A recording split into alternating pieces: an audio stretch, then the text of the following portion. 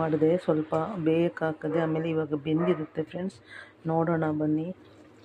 ನೋಡಿ ಫುಲ್ಲು ಬೆಂದಿದೆ. ನೋಡಿ ಎಷ್ಟು ಚೆನ್ನಾಗಿ ಬೆಂದಿದೆ.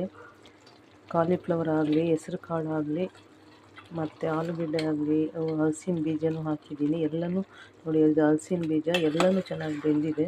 ನಾನು ಆವಾಗಲೇ ಸ್ವಲ್ಪ ವೀಡಿಯೋ ಮಾಡಿ ಹಾಕಿದೆ. ಇದು ಸೋರೆಕಾಯಿ, ಹೆಸರು ಕಾಳು, ಕಾಲಿಫ್ಲವರು, ಹಲಸಿನ ಬೀಜ ಮತ್ತು ಆಲೂಗಡ್ಡೆ ಹಾಕಿ ಒಂದು ಪಲ್ಯ.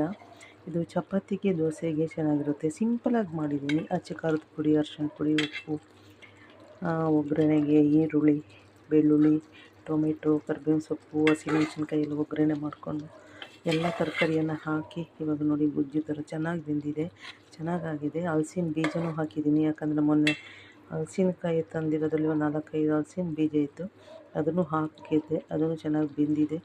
ಸೋರೆಕಾಯಿ ಎಲ್ಲ, ಹೆಸ್ರು ಕಾಳು, ಮೊಳಕೆ ಕಾಳು ಎಲ್ಲ ತುಂಬ ಚೆನ್ನಾಗಿ ಇರುತ್ತೆ. ಇದು ನೋಡಿ ಗೊಜ್ಜು ಥರ ರೈಸಿಗೂ ಆಗುತ್ತೆ, ಚಪಾತಿಗೂ ಆಗುತ್ತೆ.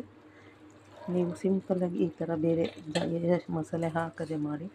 ಕೊನೆಯಲ್ಲಿ ಕೊತ್ತಂಬರಿ ಸೊಪ್ಪು, ಇದು ತುಂಬ ಟೇಸ್ಟ್ ಆಗಿರುತ್ತೆ. ಏನು ಮಸಾಲೆ ಅದೆಲ್ಲ ಹಾಕಬಾರ್ದು. ಎಲ್ಲ ಹಾಕಿದ್ರೆ ಮುಖ ಕೊಡ್ದಂಗಿರುತ್ತೆ. ಗರಂ ಮಸಾಲೆ ಅದು ಇದೆಲ್ಲ ಹಾಕಬಾರ್ದು. ನಾವು ಅದೆಲ್ಲ ಹಾಕಲ್ಲ. ಮನೇಲೇ ಇರೋಂಥ ಐಟಮು, ಈರುಳ್ಳಿ, ಬೆಳ್ಳುಳ್ಳಿ, ಶುಂಠಿ ಹಾಕಲ್ಲ, ಕೊತ್ತಂಬರಿ ಸೊಪ್ಪು, ಕರಿಬೇವಿನ ಸೊಪ್ಪು. ನೋಡಿ ಇದು ಮಸ್ಟರ್ಡ್ ಆಯಿಲು. ಈ ಎಣ್ಣೆ ಸ್ಕಿನ್ನಿಗೆ ಒಳ್ಳೆಯದು, ತುಂಬ ಒಳ್ಳೆಯದು ಮೈಗೆ.